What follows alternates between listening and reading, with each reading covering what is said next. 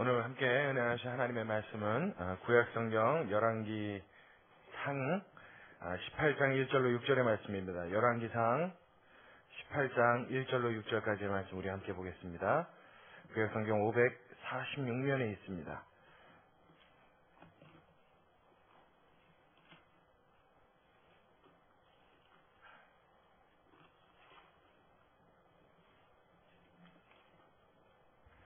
열왕기상 18장 1절에서 6절까지의 말씀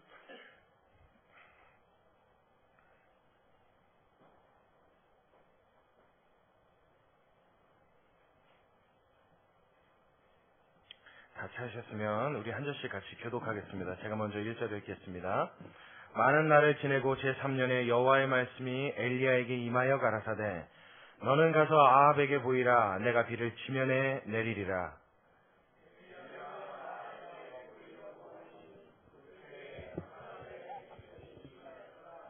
아합이 국내 대신 오바댜를 불렀으니 이 오바댜는 크게 하나님을 경외하는 자라.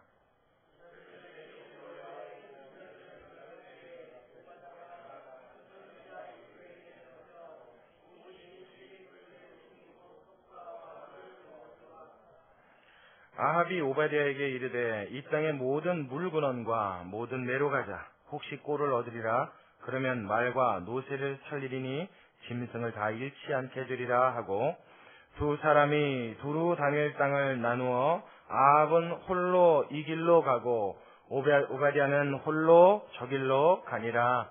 아멘. 할렐루야. 한번 더 할렐루야. 오늘 이 본문의 말씀에 여러분들이 은혜 받을 수 있기를 바랍니다. 날씨가 무척 덥죠? 그죠? 이제 본격적인 더위가 왔는데 장마라고 해서 비가 좀 날씨를 시원하게 식혀줄 거라 예상을 했지만 막상 비가 오니까 좀 더 더운 것 같아요. 날씨가 습해지고 후덥지근해져서 참 이런 날씨가 제일 불쾌지수를 많이 올리는 그런 날씨가 아닌가 생각합니다. 여러분들이 예배드리러 오실 때도 많이 몸이 끈적하고 힘들었을 줄로 아는데 오늘 이 말씀이 우리에게 단비와 같은 역할을 좀 해줘서 덮여져 있고 좀 올라가 있는 이런 불쾌지수와 스트레스가 오늘 말씀을 우리가 들으면서 하나님 주시는 은혜의 단비로 촉촉하게 젖어서 우리의 영혼의 갈증을 해소하고 큰 기쁨으로 돌아갈 수 있는 그런 은혜의 시간, 기쁨의 시간이 되기를 간절히 소원합니다. 자, 오늘 이 본문의 말씀은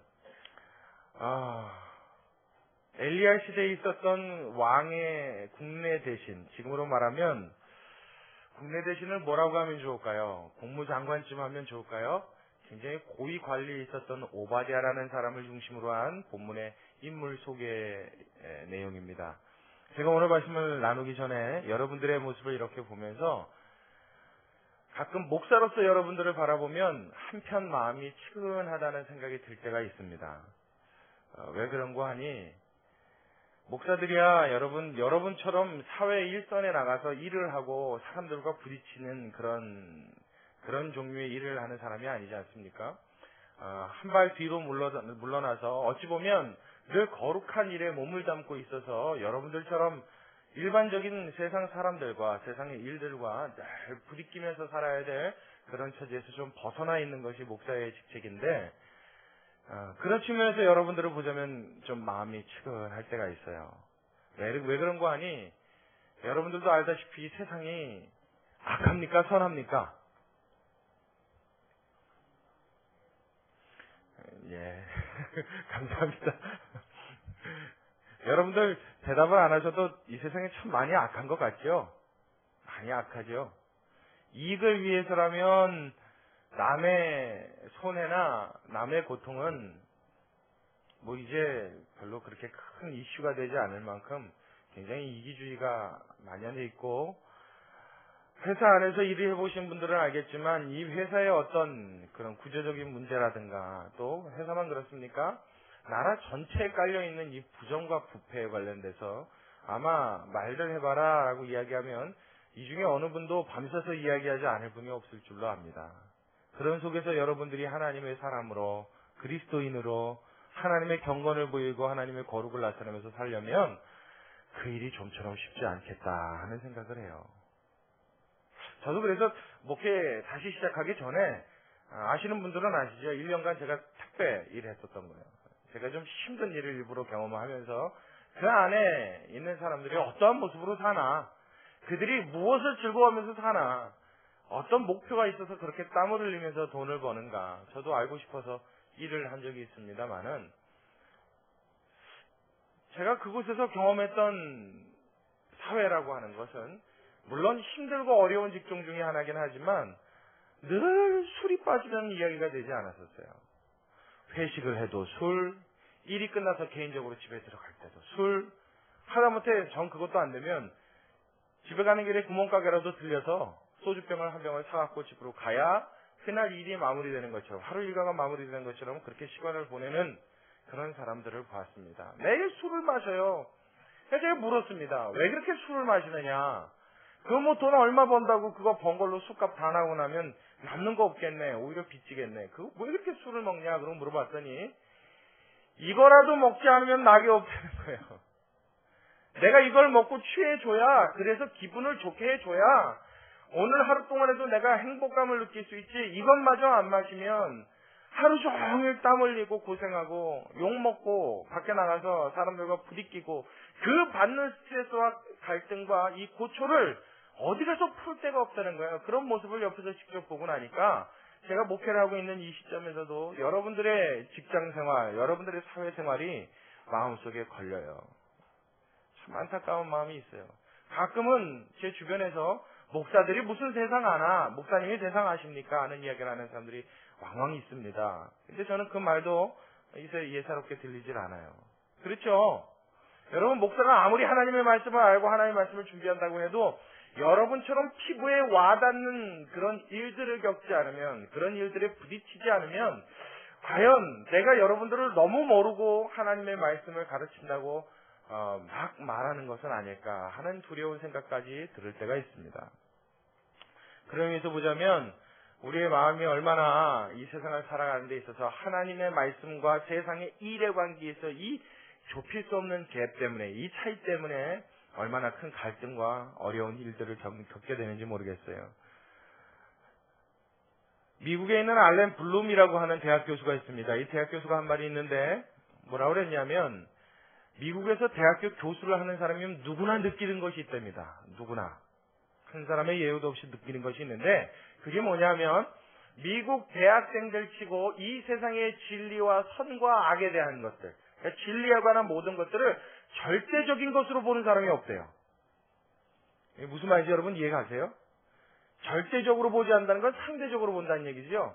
그래서 제가 여러분들 알아듣기 쉽게 설명하면, 여러분 홀로코스트 아시죠? 홀로코스트. 독일 군들이 유대인 학살을 했던 것을 일컬어서 홀로코스트라고 명칭을 하는데, 여러분 유대인들을 수도 없이 학살했던 거 여러분 아시죠? 가스실에 집어넣고 뭐 온갖 흉악한 짓을 해서 유대인들을 학살. 그건 말 그대로 그냥 학살이죠. 그건 셀 수 없는 사람들을 죽였어요. 그것 이유도 없이 그냥 잡아다가 사람들을 죽이고 그냥 죽였어요. 그냥. 여러분 그 홀로코스트를 지금 현대 미국인들은, 미국에 있는 대학생들은 어떻게 보느냐면, 그것도 상황에 따라서는 그렇게 악이 안 되고 선이 될 수도 있다라고 본다는 거예요. 이걸 선과 악에 대해서 절대적으로 보지 않고 상대적으로 본다는 거예요. 상황에 따라서는 어떠한 악도 선이 될 수 있고 어떠한 선도 악이 될 수 있다고 보는 거예요. 여러분 우리나라 일제시대 때 일본에 끌려가서 당했던 위안부, 지금은 할머니들이 되셨죠. 그분들이 당한 그 일을 여러분 어떤 경우에서라도 선으로 볼 수 있는 상황이 있습니까? 일본인의 입장이라고 한다면 그걸 선이라고 말할 수 있겠습니까? 없죠. 근데 그것도 상황에 따라서는 선으로 볼 수 있다는 거예요. 마르타 실험을 했던 그 끔찍한, 인간으로서 할 수 없는, 인간으로서의 폐륜스러운 일들조차도 어떻게 해요? 상황에 따라서 선으로 볼 수 있다. 여러분 이 의미는 뭡니까? 하나님이 정해놓으신 선과 악에 대한 룰을 인간이 완전히 짓밟고 도발하는 행위입니다. 하나님 앞에 정면으로 부딪히자고 하는 행위지, 이것은 절대적으로 사람이 머리가 좋아져서 똑똑해서 무언가 진리에 대한 탐구를 제대로 해서 새로운 눈을 뜬 것이 아닙니다. 그럼에도 불구하고 세상 사람들의 기준은 어떻게 바뀌어가요? 내가 판단하기에 따라서는, 상황에 따라서는 하나님이 제시해 놓으신 선이라 할지라도 그것을 과감히 무너뜨릴 수 있는, 성경에서 보여주는 진리조차도 상황에 따라서는 바꾸어 놓을 수 있는, 받아들이지 않아도 용인되어질 수 있는 어떠한 것으로 사람의 생각은 그렇게 치부하고 만들어 놓는다는 것입니다. 그러니 여러분, 이 세상에서 하나님을 알지 못하는 사람이 직장 생활하고 사회생활을 하는 데 있어 여러분 선을 행한다는 것은 참 기대하기가 어려운 것입니다. 자, 우리 학생들 주목. 학생들 시험 볼 때 정직하게 외운 것만 씁니까? 아니면 많은 학생들이, 대부분의 많은 학생들이 좀 이렇게 도움을 받습니까? 무슨 말인지 알죠? 컨닝해요, 안 해요? 예? 하면 시험지 찍게요. 예, 안 해요. 여러분들은, 우리 민기도 한번 크게 좀.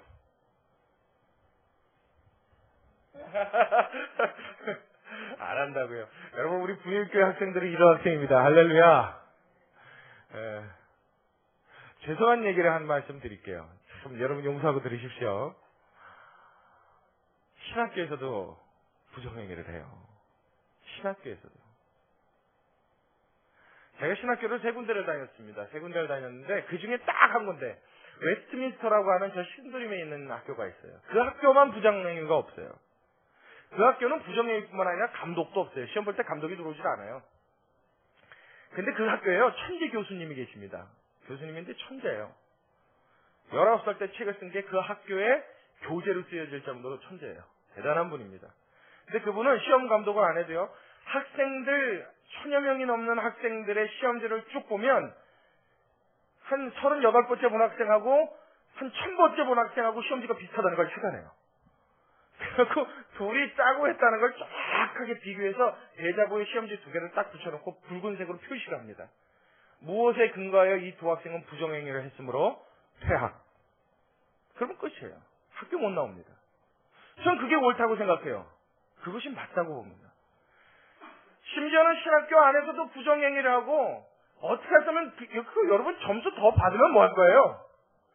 그 통지표에 B자 써있을까 A자 써있으면 뭐하고 D자 써있을까 B자 써있으면 뭐 할 겁니까? 그 무슨 상관입니까? 나는 여전히 하나님 앞에 법정학생인데, 나는 여전히 하나님 앞에 낙제인데 그것 좀 잘 받겠다고, 그것도 무슨 내가 받아볼 수 있는 이익이라고, 그거 하나 제대로 하고자 어떻게 해요? 양심을 속이고 눈을 어둡게 하는 일을 과감하게 아무렇지도 않게 저지르고 있다고요. 그러니 여러분, 얼마나 많은 곳에 부정이 있겠고 부패가 있겠습니까?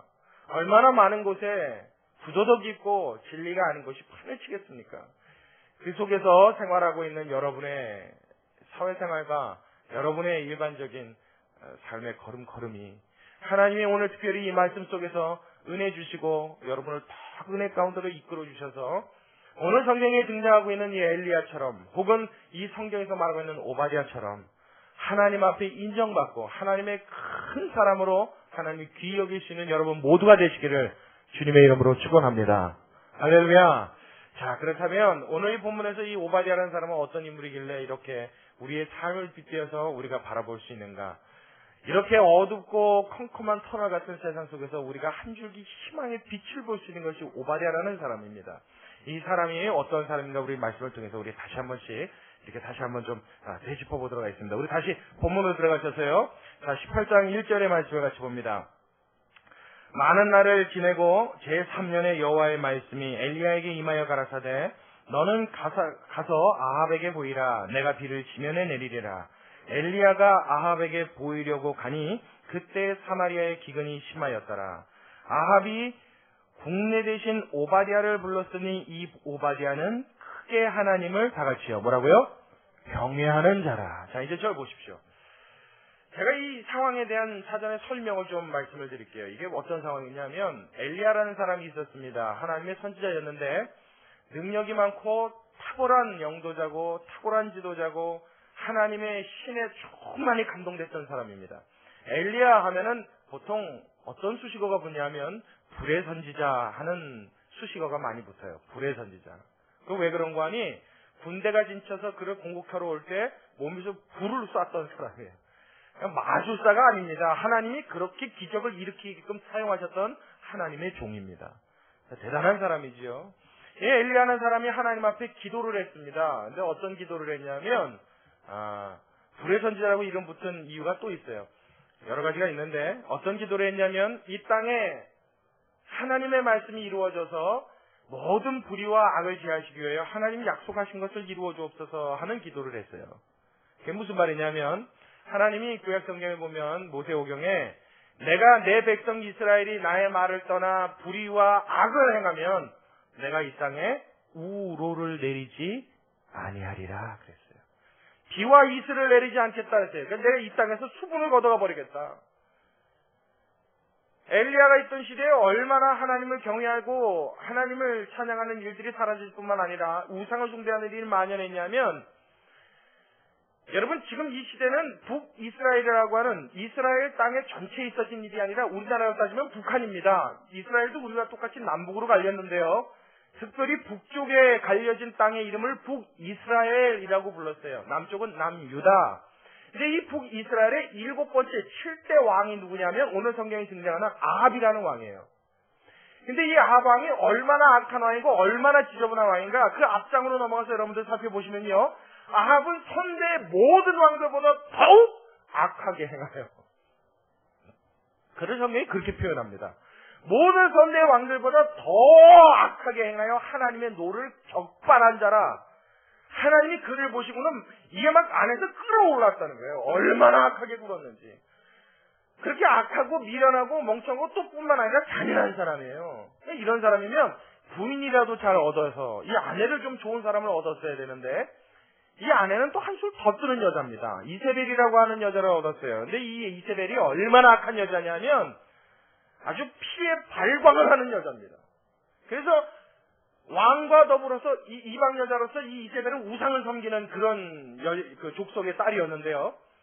바알이라고 하는 신을 섬겼어요. 하나님이 아주 가장 미워하는 신 중에 하나입니다. 이 바알이라는 신을 섬기고 아세라라고 하는 이 여신을 섬겼는데, 바알과 아세라는 둘이 한 세트입니다. 부부와 같은 거예요.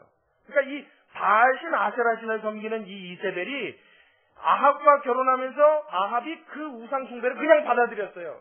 근데 얼마나 이걸 잘 받아들였냐면 거리마다 길거리마다 바알 신상과 아세라 목상을 새겨서 세워줄 정도로. 그래서 이스라엘의 모든 민족들은 다 우상을 숭배하게끔 만든 왕이 아합이고 그 부인이 이세벨입니다. 그 여자가 아주 독종입니다. 아주 독종이에요. 그래서 왕이 조서를 내려서 모든 민족으로 우상을 숭배하게끔 명을 내렸음에도 불구하고 그걸 순종하지 않는 사람이 있을까요? 없을까요? 어떤 사람이 순종 안 할까요? 어려워요? 아니죠? 그렇게 어렵지 않죠?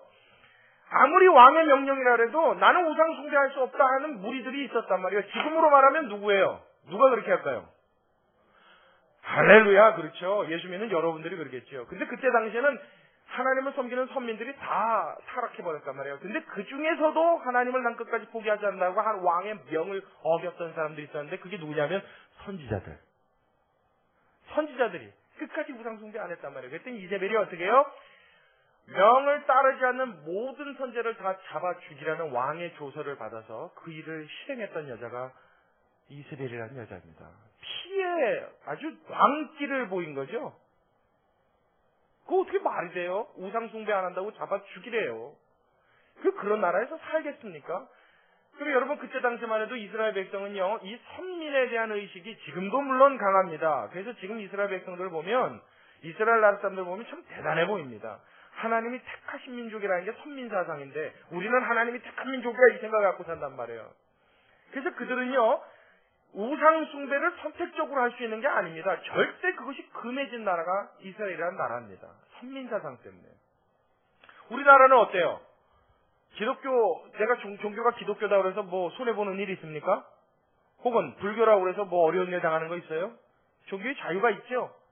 내가 선택하고 싶은 종교 선택하면 됩니다. 그냥 믿으면 돼요. 근데 이스라엘 백성은 그게 아니란 말이에요. 무조건 다 하나님의 백성이요, 하나님만 섬겨야 되는 백성이에요. 안 그러면 하나님이 직접 손대시기 때문입니다.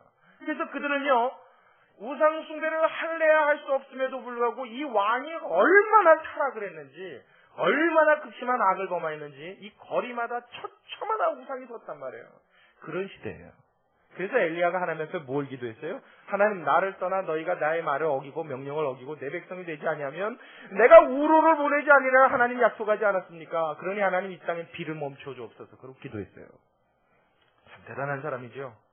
이 백성들이 깨닫고 하나님 앞에 돌아와야 합니다. 그래서 하나님이 정말로 어떻게 하셨어요?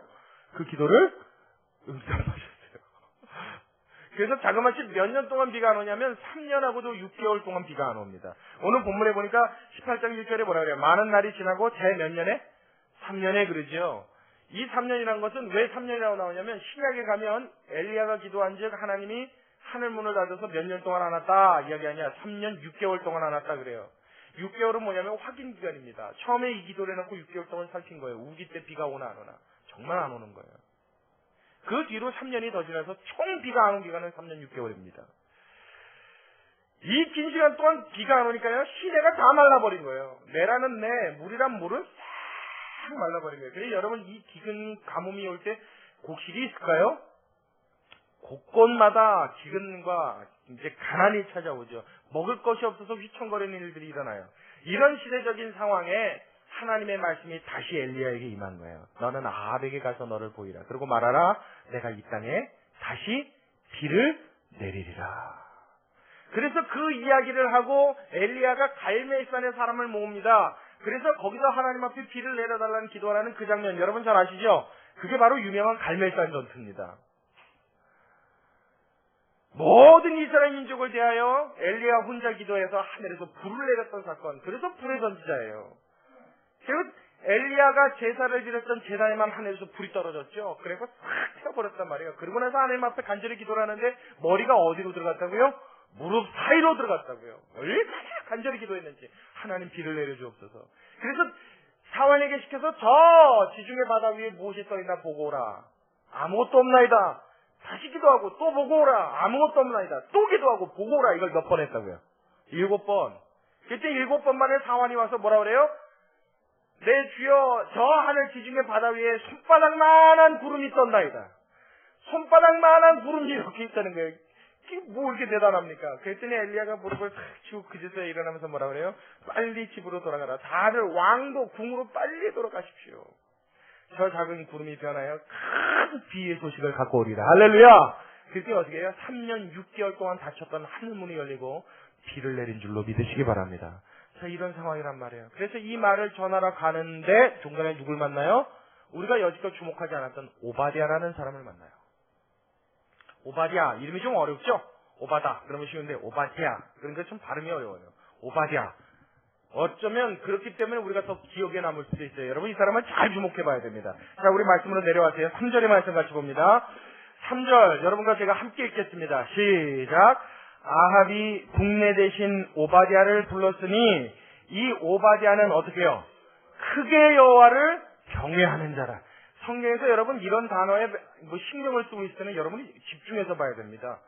성경에 그냥 크게 여호와를 경외했다 이런 말을 쓸 때 대충 이렇게 적는 게 없어요. 그 단어 하나도 쓸 때는 반드시 이유가 있습니다. 오바댜는 하나님을 경외했던 사람인데 어떻게 경외했다고요? 크게. 아주 대단한 사람이다 이거예요. 보통 하나님을 경외한 사람이 아니다. 이 표현을 쓰기 위해서 앞에 크게라는 수식어를 갖다 붙인 거예요. 그러니까 하나님을 경외하고 하나님을 섬기는 사람인데 이 보통 섬기는 게 아니라 목숨 내놓고 섬기는 사람이다. 굉장한 사람이다 이 얘기예요. 어느 정도였냐면 자 우리 4절 한번 보죠. 설명이 있어요. 이세벨이 여호와의 선지자들을 멸할 때 이게 바로 그 일입니다. 이 피의 축제를 벌일 때예요. 우상 숭배하는 선지자를 잡아서 싹 죽였단 말이에요. 그런 일을 벌일 때 오바댜가 어떻게 했냐면 오바댜가 선지자 100인을 가져 100명을 가져서 그 다음에 어떻게 해요? 50인씩 굴에 숨기고 떡과 물을 주었더라. 자 여러분 보세요.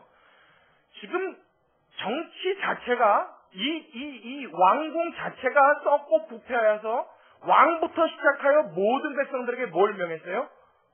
우상 숭배를 명했어요. 하나님의 선민으로서 우상을 섬길 수 없었던 백성이 왕부터 타락해서 아주 머리부터 꼬리까지 싹 썩었다고 한다면 여러분 이 가운데서 국내 대신 국무장관쯤 한다고 치자고요. 이런 위치에 있는 사람이라면 우상 숭배 안 할 수 있겠습니까? 없겠습니까? 우상숭배 했을까요? 안 했을까요? 여러분 같으면 했겠습니까? 안 했겠습니까? 이런 상황이라면 여러분, 이런 어려운 상황에서 하나님을 섬기는데 그 하나님을 섬기는 신앙을 지키기란 여러분 정말 하늘의 별 따기만큼 어려운 일입니다. 이건 쉽게 할 수 있는 일이 아닙니다. 게다가 자기의 위치가 뭐예요? 그냥 왕궁에서 보이는 저 마당 쓰는 비자 같은 사람이면, 그냥 종이면, 존재감이 없는 사람이면 또 혹시 몰라요. 숨어서 예수 믿을 수 있을지, 숨어서 하나님 섬길 수 있을지. 근데 이 사람은 국내 대신이라고요. 아합이라고 하는 왕이 물 근원을 찾아서, 여러분 그 밑에도 한번 보십시오. 5절과 6절을 가면 우리가 물 근원과 신의 근원을 한번 찾아서 가보자. 혹시 그곳에서 꼴을 얻으면, 꼴이란 건 뭐예요? 짐승들이 푹 뜯을 수 있는 풀을 말하죠. 물기가 있어서 혹시 풀이 난 게 있으면 3년 동안 비가 안 왔는데 어디 풀이 있겠어요? 혹시 그것을 얻으면 우리가 이 가축들을, 짐승들을 죽이지 않고 살릴 수 있는 가축이 있지 않겠냐? 짐승이 있지 않겠냐? 여러분 이 아합의 삼각 좀 보십시오. 온 나라가 3년 6개월 동안 지근이 들어서 사람이 죽어가는 판국입니다. 근데 지금 뭐 먹이자고요? 자기 타고 다니는 말. 자기가 기르는 짐승 먹이자고요. 정신 빠진 왕입니다. 여러분, 이런 왕과 더불어서 국내 대신을 하는 사람이 어떻게 하나님을 섬기는 일을 할 수 있냐고요. 뿐만 아니라 하나님을 우상을 숭배하지 않았다는 이유로 선지자들을 잡아서 감금이 아니에요. 어떻게 했다고요? 죽였다고요. 그 상황에 국내 대신으로 있는 자가 왕비의 눈을 피해서, 왕의 눈을 피해서 그 죽임당하는 선지자 100인을 이끌어 50인씩 두 대로 나눠 굴에 숨기고 물과 고기를 먹을 것을 제공했다는 거예요. 여러분, 이 일이 쉬운 일입니까? 이 일이 가능한 일입니까? 제가 보기엔 불가능합니다. 여러분, 이렇게 철저하게 부패해버리면요, 그 안에서 친절함을 지키려는 것은 정말로 불가능한 일이란 말이에요. 여러분, 한강이 한참 오염됐을 때 그 안에서 등이 굽지 않은 물고기 여러분 발견할 수 있습니까? 그때는 발견할 수 없었어요. 지금은 멀쩡한 고기가 올라온다고 하더라고요. 근데 그렇게 극도로 심하게 물이 오염되니까 그 안에 사는 물고기들은 허리가 굽지 않을래야 않을 수가 없죠. 왜 그래요? 뭘 먹고 살기 때문에 그렇습니까? 금을 먹고 살아서 그래요. 여러분, 나라가 타락하고 나라가 죄 가운데 빠지면 그 안에 있는 그리스도인들도 신앙의 순전함을 지키기가 좀처럼 힘듭니다. 왜냐하면 그 공기를 같이 마시고 그 물을 같이 먹기 때문에요. 같이 물 들어가기 때문에요. 그래서 예전에 과거에 10년 전만 해도 천인공노하길도요, 이제는 소식을 들으면 그랬대? 또? 이제는 비일비재하구만. 여러분, 우리의 마음도 무뎌지는 것을 여러분 느껴요? 안 느껴요? 느끼죠? 예전 같으면 기가 막혀서 말을 못할 상황에 대한 일들도 이제는요, 그럴 수도 있지. 또 그랬나 보구만. 그 사람도 굉장히 딱한 처지인가 보구만. 또 심지어는 뭐라고까지 얘기해요? 야, 그런 사람이면 나라도 그러겠다. 여러분, 세상이 이렇게 점점 물들어가고 있단 말이에요. 그러니 예수 믿는 사람도 그 가운데 그 흐름에, 그 물길에 따라서 흘러가는 것이 어찌 보면 당연한 일이고, 인간적인 생각에서 보자면 그것이 어쩌면 맞는 일일지도 모르겠습니다. 그러나 오늘 성경에 소개되어 있는 이 오바댜라고 하는 사람은 이 속에서 하나님을 섬기는 이 순전함을 굳게 지켰을 뿐만 아니라 그 가운데서도 하나님이 원하시는 일을 하고자 자신의 위치와 자신의 책임을 끝까지 다하였던 하나님의 훌륭하고 신실했던 종임을 우리는 반드시 기억해야만 합니다.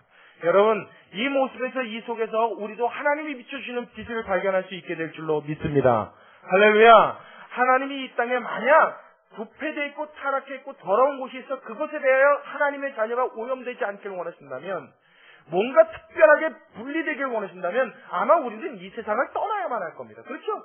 여기서 어떻게 발딛고 살겠어요? 여러분, 정치계 보세요. 정치계가 부정과 부패가 있어요, 없어요? 있어요, 없어요? 선거 때 돌아오면 여러분 보기 좋아요, 보기 싫어요? 전 세상 보기 싫어요, 아주 그냥. 제일 보기 싫어요. 선거 때 여기 보니까 여기 마석 사거리 있죠? 그 사거리에서 참 재밌더라고요. 선거 한 전날쯤 되니까, 전전날쯤 되니까 요쪽 코너에는 3번, 요쪽 코너에는 1번, 요쪽 코너에는 4번 셋이서 음악을 틀어내놓고 뭐라고 하는데 딱 제가 보기엔 지옥 같아요. 뭔 말인지도 못 알아듣겠어요. 그냥 아우성 치는 소리만 들려요. 그게 뭡니까 도대체? 그 왜 보기 싫으냐 하면 그렇게 해서 그 사람들이 정말 정직하고 잘 정치를 해낼 것이라는 신뢰가 없어서 그렇죠. 저 사람들도 또 표 주고 찍어주면 또 무슨 짓 할까? 여러분 마음속에 그런 생각 들죠? 그것뿐만 그렇습니까? 뭐 국회에서도 마찬가지고요. 더 높은 고위 공직자이면 공직자일수록 우리의 신뢰를 뺏어가는 것은 이미 뭐 이제 당연한 일이 됐습니다. 그래서 서민들의 마음속에는 어떤 생각이 들어요? 이제나 저제나 좀 제대로 된 정부가 어떻게 출연할까? 그래서 이제 좀 서민의 고통을 좀 덜어줄까? 근데 막상 또 정권이 바뀌어봐도 역시나 어때요? 뭐 이렇게 별별 차이 없더라고요. 뭐 문민정부 그랬다가 참여정부 그랬다가 그 참여정부의 대통령은 스스로 목숨을 끊었죠. 이게 도대체 세상이 어떻게 돌아가는지 모르겠어요. 제가 여러분 이렇게 타락했다고 한다면 예수 믿는 사람이 그 순전함을 지키기 위해서 정치에 들어가면 안 됩니까? 이제 들어가지 말아야 됩니까? 아니지요. 하나님은 그걸 원하시는 게 아닙니다.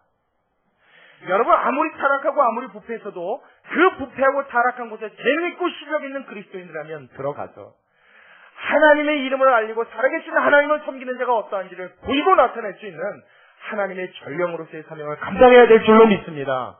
할렐루야. 여러분들이 생활하고 있는 여러분의 사회 환경, 여러분이 몸담고 있는 그곳에서 우리는 어떻게 해요? 하나님의 사람임을 보일 수 있어야 된다는 거예요. 다른 것이 무엇인가를 제시할 수 있는 사람이 되어야 된다는 거예요. 하나님이 원하시고 기뻐하시는 그 일이라는 거예요.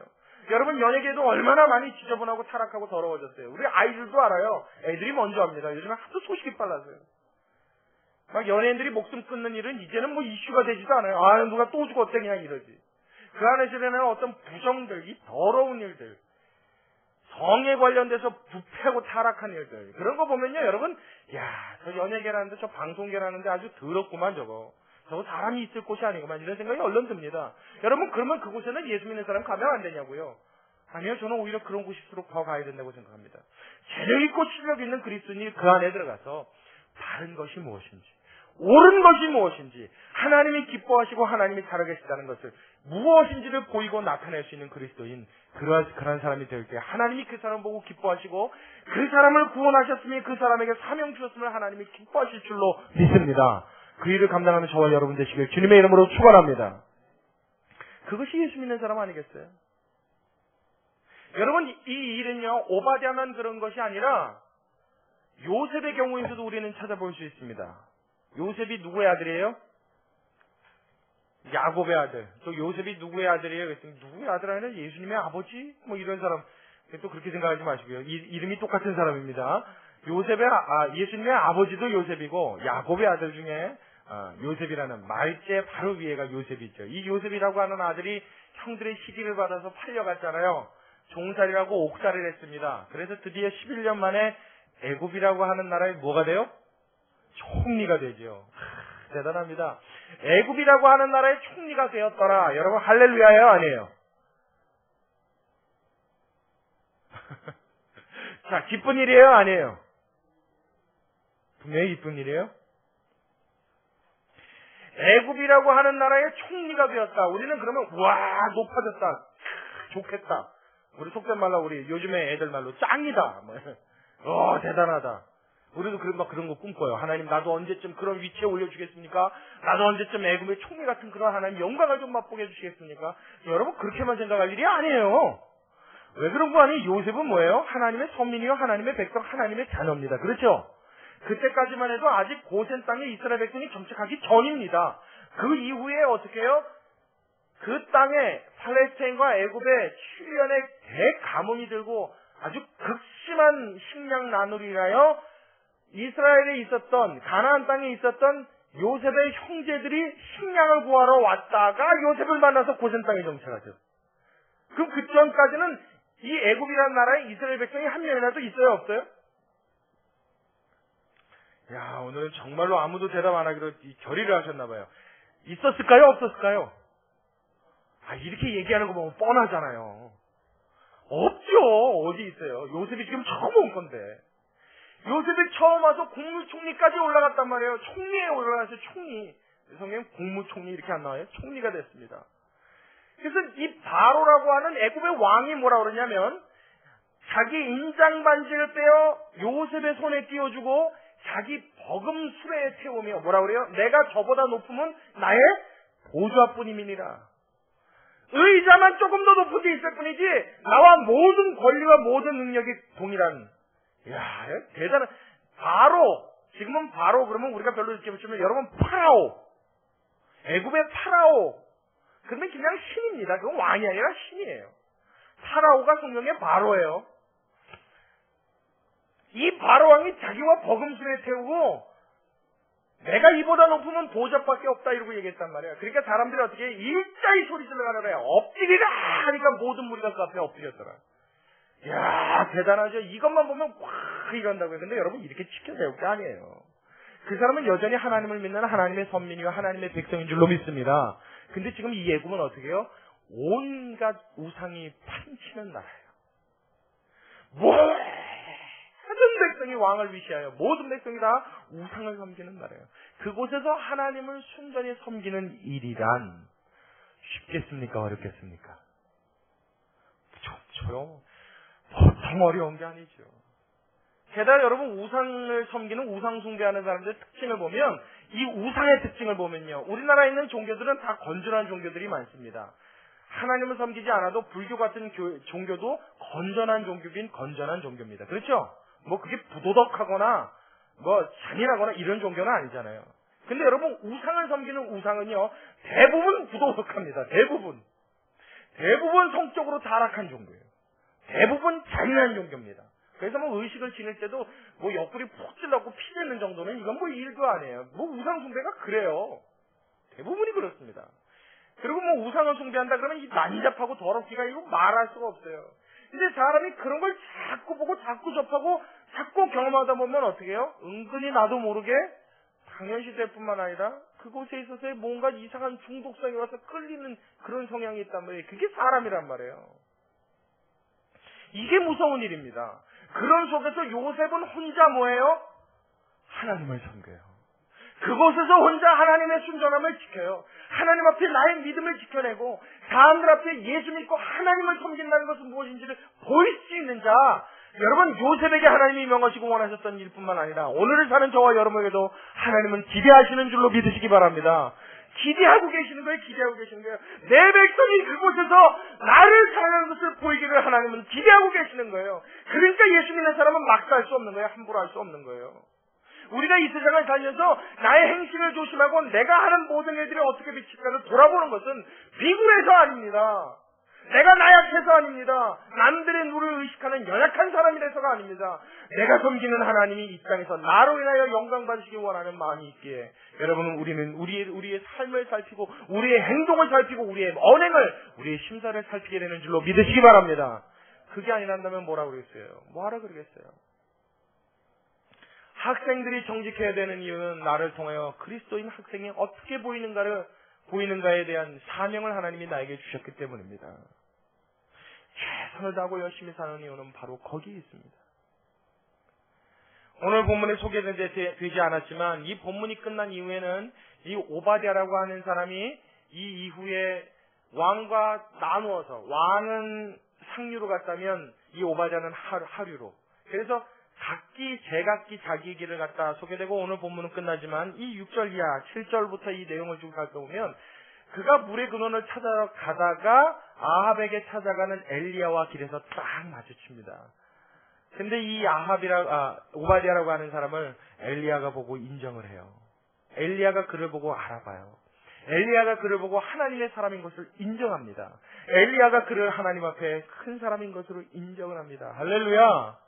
여러분 엘리야에게 인정받았다는 것이 대단해서가 아니라 여러분 하나님의 사람이 그를 보고 큰 사람으로 하나님을 경외한 사람을 인정할 수 있었다는 것은 그 엘리야에게 역사하시는 하나님이 그를 인정하셨음을 여러분 믿으시기 바랍니다. 우리가 이 땅에서 정직함을 드러내고 이 땅에서 하나님을 섬기는 것을 내가 하나님의 사람인 것을 나타내려고 한다면 저기 손해가 따를 거예요. 불리한 입장도 생길 수 있을 거예요.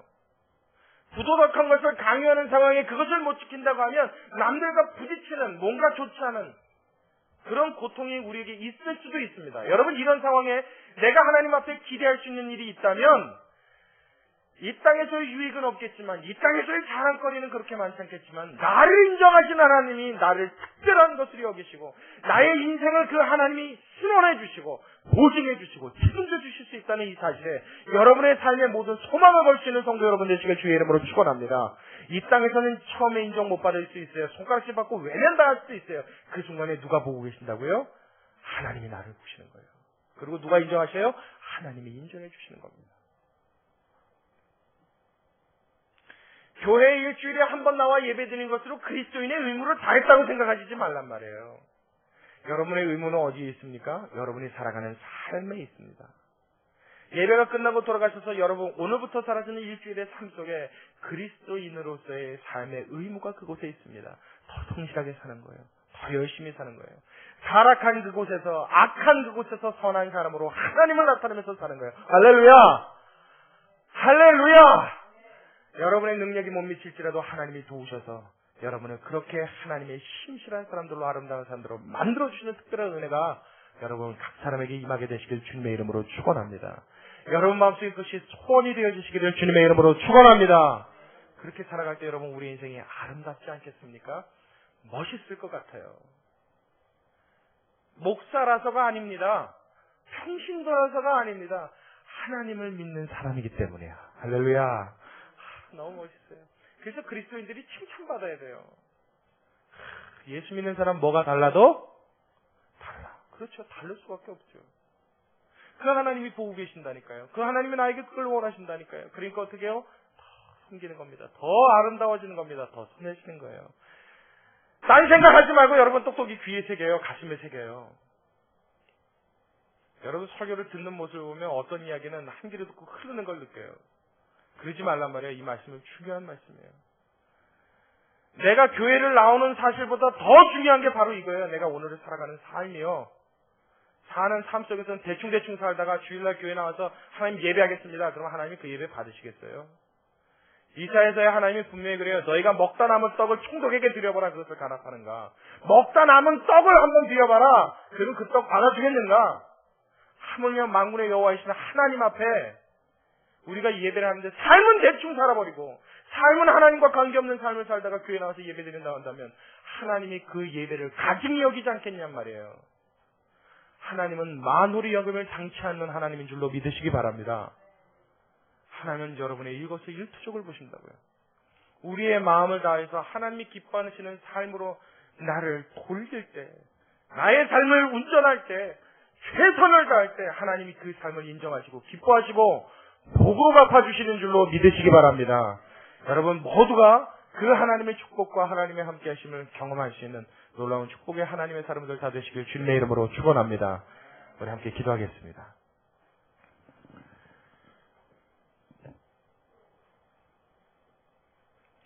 고맙고 감사하신 우리 아버지 하나님, 우리는 이 땅에 살아가면서 하나님이 우리에게 주신 사명이 있고 하나님이 주신 진리를 붙잡고 사는 사람들임을 하나님 우리 깨달아 알았습니다.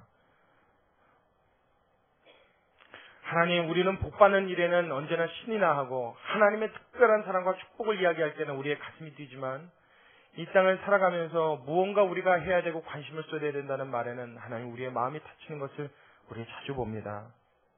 하나님, 내가 하나님의 사람임을 기억하면서 살 수 있는 성도들 될 수 있도록 우리 모두를 주님 축복하여 주시옵소서.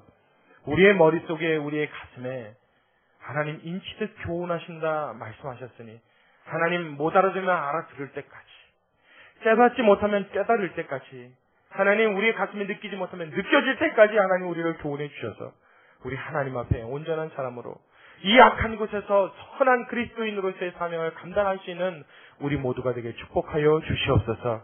하나님, 그 왕의 궁에서도 그 타락한 온상지에서도 하나님의 귀한 종들을 살리며 왕의 명을 어겨서 까매까지 하나님 앞에 순전함을 지켰던 오바댜의 인생을 본다면 우리도 하나님 이 악한 세상에서 살아계신 하나님의 영광을 드러낼 수 있는 그리스도인으로 사는 것이 하나님 기뻐하시는 일인 줄로 믿습니다. 그 사명 잘 감당하게 하여 주옵시고 하나님, 예배가 끝나고 돌아가 일상생활로 돌아간 우리의 삶이 월요일부터 시작하여 다음 주일날 예배 때까지 그 하루하루 한순간순간이 중요함을 깨닫고 내가 하나님의 사람으로서 아름다운 삶, 아름다운 인생, 주님이 기뻐하실 수 있는 그런 인생을 살 수 있도록 매 순간 마음을 다잡을 수 있는 우리가 되게 축복하여 주시옵소서. 아버지, 엄청난 일, 엄청난 업적을 하나님이 기대하시는 것이 아닌 줄로 압니다.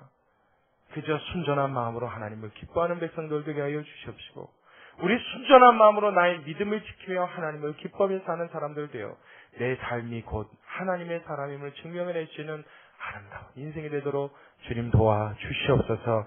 하나님께 모든 영광을 돌립니다. 주님이 예배의 영광을 홀로 받아주셨기를 소원하오며 살아계신 예수님의 이름으로 기도드리옵나이다. 아멘. 우리 찬송가 372장을 우리 말씀 생각하시면서 함께